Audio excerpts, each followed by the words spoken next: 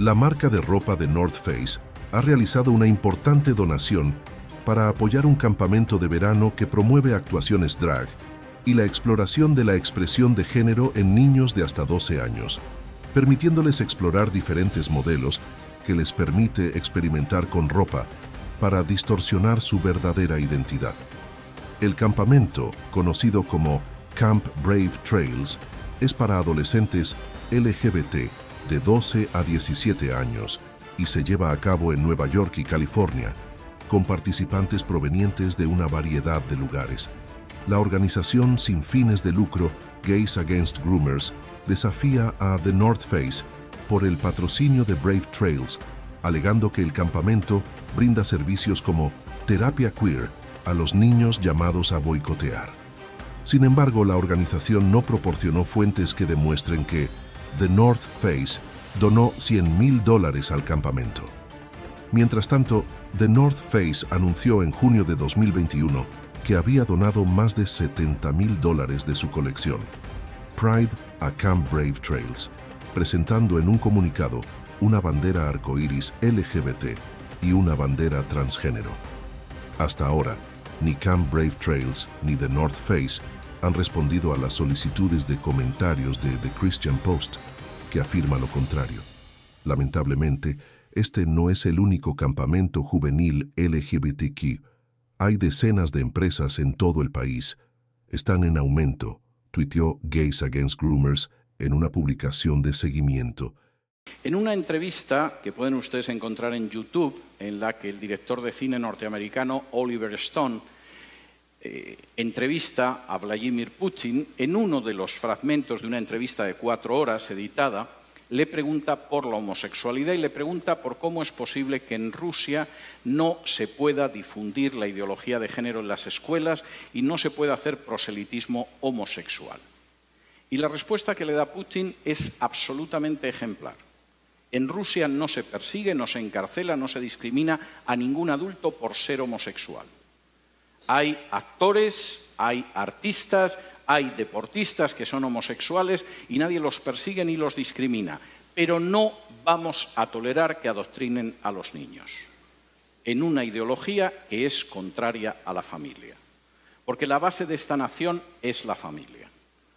Si el niño se convierte en adulto al llegar a los 18 años y decide ser homosexual, es una decisión suya.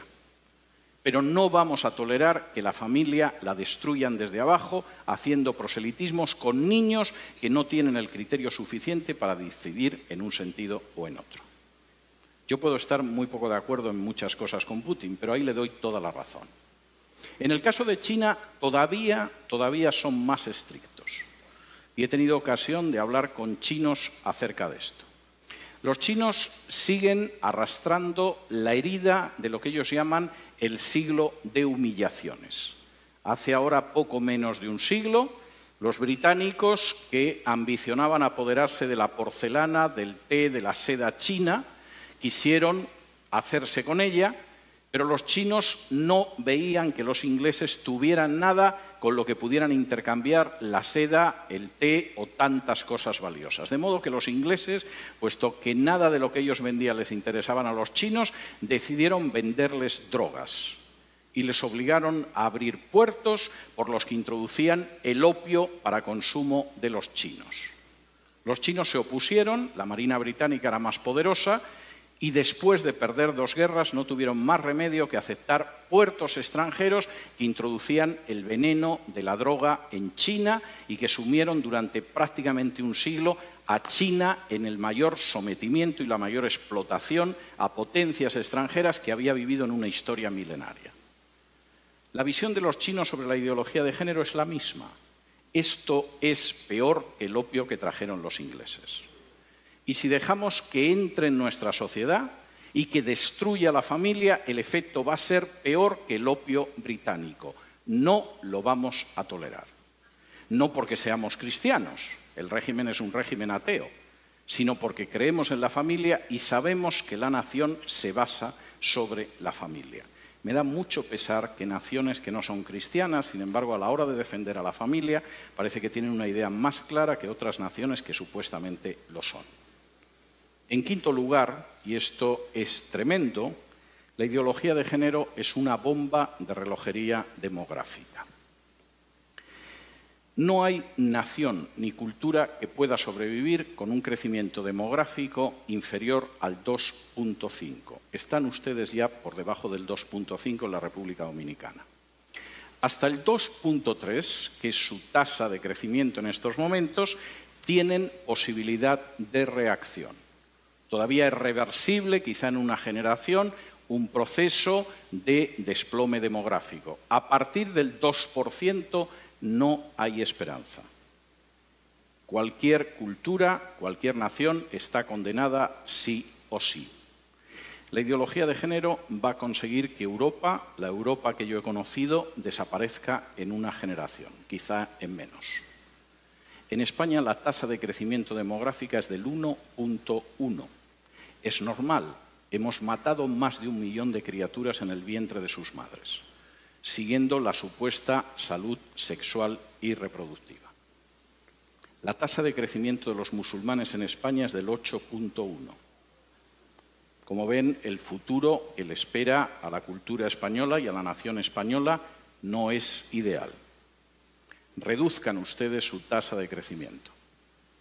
Bajen del 2,3 en el que están ahora a un punto de crecimiento demográfico donde se condenen a sí mismos como país y como cultura.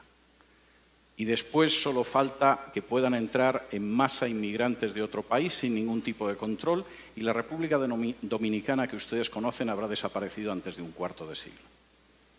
Denle las gracias a la ideología de género en ese sentido. Finalmente, y esto me parece muy importante, la ideología de género es un ataque directo contra la soberanía nacional. Finalmente, no es algo que deciden los políticos de este país. Los políticos de este país, en muchos casos, ignoran qué es la ideología de género, como los políticos de otro país. En otras ocasiones solo piensan en su propia promoción personal. Un político sin apenas importancia puede acabar siendo ministra de la Mujer o ministro o secretario general de políticas de igualdad o cosas de este tipo. Les han asegurado la vida para los próximos 30 o 40 años engañando a la población. El problema es que eso significa el final de su soberanía y de su independencia nacional. La ideología de género se está imponiendo en países donde para poder recibir ayuda de instituciones internacionales, préstamos, renovación de créditos, se exige y se presiona a esos países para que admitan en su derecho interno la ideología de género. Y he tenido la posibilidad de hablar con dirigentes de países de Hispanoamérica y no de Hispanoamérica que tenían que confesar las angustiosas presiones que habían recibido de organizaciones ligadas a Naciones Unidas o al Departamento de Estado de Estados Unidos para admitir la ideología de género en su seno o enfrentarse con una situación difícil desde una perspectiva económica. No existe ningún derecho que permita, legitime o tolere que una instancia exterior del tipo que sea imponga a una nación la ideología que tiene que tener. Por muy pequeña que pueda ser esa nación, por muy reducido que sea su peso en el concierto internacional, por muy joven incluso que pueda ser en términos históricos, no existe organización internacional, fundación privada o país extranjero que tenga derecho a imponerle la ideología de género. Y eso es algo que ustedes tienen que tener claro.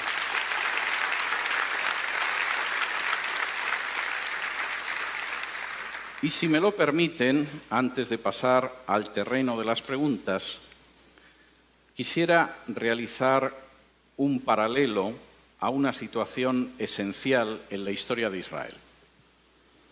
Cuando de pronto, después de recibir las normas que podían permitir que Israel viviera como una nación ejemplar, como una luz para las naciones, como una verdaderamente nación próspera, las palabras que aparecen en la Escritura es: delante de vosotros he colocado el camino de la vida y de la muerte.